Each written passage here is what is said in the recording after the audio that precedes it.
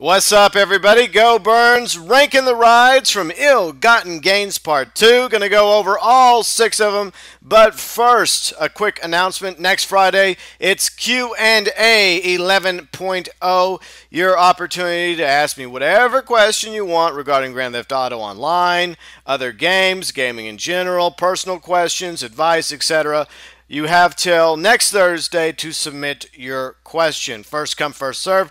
So you can leave your question below in the comment section via the Facebook page or over on Twitter. Now with that PSA out of the way, back to ranked rides for Ill-Gotten Gains Part 2. What we're going to do is we're going to go over the 6 cars. We're going to rank them from 6th place, worst place, to 1st place. And you can participate as well below in the comment section. Let me know this. What are your ranks from 6th place to 1st place? What's your favorite and what's your least favorite ride that came with Ill-Gotten Gains Part 2? Our first ride on the list, which is obviously not in 1st place, down at the bottom in 6th place, no surprise, the Lampetti Toro.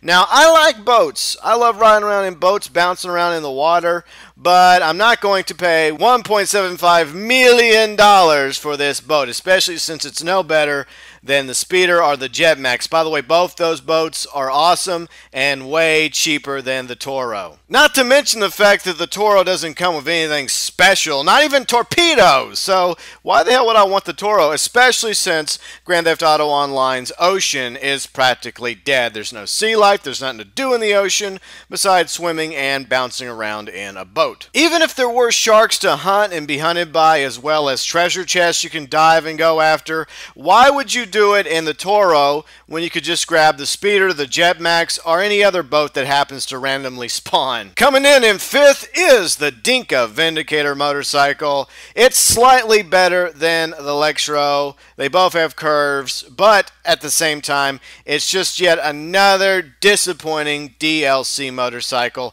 Way too expensive in my honest opinion, plus it looks like crap. With the exception of the Sovereign that came with the Independence Special, I cannot think of a single DLC bike that anybody has been excited about, and most people didn't really care for the fact that you couldn't change the color on the Sovereign from that patriotic red, white, and blue stars and stripes look to like black or something else, or even add any customization features at Los Santos Customs. It's especially sad because there's a lot of biker enthusiasts out there that play Grand Theft Auto Online. There are numerous fictional MCs in the game, and they all want biker gear and brand new awesome hogs, and Rockstar has yet to deliver when it comes to great DLC motorcycles. Coming in at number 4, it is the Chino. Now, I had high hopes for this muscle car because when I first saw the image of the Chino, I thought, hey, this muscle car has potential. But it proved to be a major letdown, despite the fact that it was the cheapest ride that came with Ill-Gotten Gains Part 2. I was just expecting a lot more from the Chino, and I know those of you, my viewers and subscribers that are really into muscle cars, felt the same way too regarding the Vapid Chino. It just, honestly, it sucked. Now with the 3 worst rides in Ill-Gotten Gains Part 2 out of the way, we're moving on to the 3 best rides. Coming in 3rd place is the Coquette Blackfin. Now this was a surprising ride in many ways. For one thing, I did not expect it to be as good as it is. And another thing, I did not think it was going to be a muscle car because it looks like a sports classic, and I know that's still a debate as well, and I really wish that Rockstar would have moved it over to the sports classic section category because sports classics could use all the help they could get. However, the Blackfin is still a pretty awesome ride. It has great performance and stats for what it is, a muscle car. But at the same time, you look at the Blackfin and you realize that it's basically 2 cars merged into one. It has the back of the Coquette Classic, and it really does resemble the Casco in the front. Not entirely, but there is some resemblance there. So it's kind of like a freak show. It's kind of like some weird science experiment gone awry. So yes, let's just call the Blackfin what it is, a mutt. But mutts have turned out to be some of the best dogs. Now, when it comes to first and second place on my list, I had a difficult time deciding which was which car was worthy of first place, and which one had to settle for the silver. Because I really like both these rides. In fact, they're both in my garage. I love driving them around.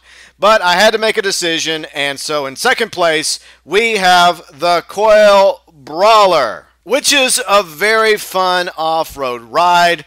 It's just as much fun to race around the streets as it is to bounce around the hills in, but there is some problems, some issues with the Brawler that a lot of you have. For example, the extra lights you can get in Los Santos Customs do not work. They're simply just for aesthetic reasons. And it's not just the Brawler that has this issue. The same thing goes for the Dubsta, Patriot, and several other vehicles as well. I really wish Rockstar would do something about that issue, because what's the point in putting these lights on our various off-road rides if they don't even freaking work? Another reason why the Brawler ultimately fell to second place is because of the fact that it's not the funnest off-road ride in Grand Theft Auto Online. That reward goes to the Liberator and Marshall monster trucks, yeah boy! But still, I love the Brawler. But I love the ProGen T20 even more, which is why it's numero uno, first place, taking the gold. Yes, the T20 is expensive, coming in at $2.2 million,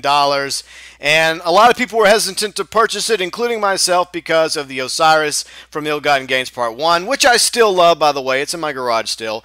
But the T20, from driving it over and over again, the more I drive it, the more I love the T20, and I now consider it to be the best supercar in the game. The Osiris is a close second, but the T20 just looks so sexy and awesome, and I love the way that spoiler comes up in the back. It's just overall a beautiful supercar, and she's more than worthy of being the highest ranked ride when it comes to Ill-Gotten Gains Part 2.